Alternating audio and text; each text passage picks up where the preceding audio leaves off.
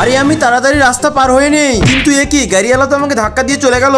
আরে আমি তো পড়ে গেলাম, আমার পায়ের প্লাস্টিকটাও ভেঙে গেল। দাঁড়াও আমি তোমাকে চেয়ারে উঠিয়ে দেই আর তোমার যাওয়ার জন্য একটা রাস্তা বানিয়ে দিলাম। এখন তুমি খুব সহজেই যেতে পারবে। আরে কাউন্টারে তো অনেক ভিড়, দাঁড়াও আমি আরেকটা কাউন্টার বসিয়ে নেই। এই পাশে প্রতিবন্ধীদের জন্য একটা কাউন্টার বসিয়ে নেই। হ্যাঁ এখন ঠিক আছে, যাও এখন। এই নিন ম্যাডাম আপনার টিকিটটা। আরে আমি দ্রুত চলে যাই, কিন্তু এ কি রাস্তা তো বন্ধ হয়ে গিয়েছে। দাঁড়াও আমি ঠিক করে দিচ্ছি। এই দেখো রাস্তা ফাঁকা করে দিলাম, এখন তুমি খুব সহজে যেতে পারবে।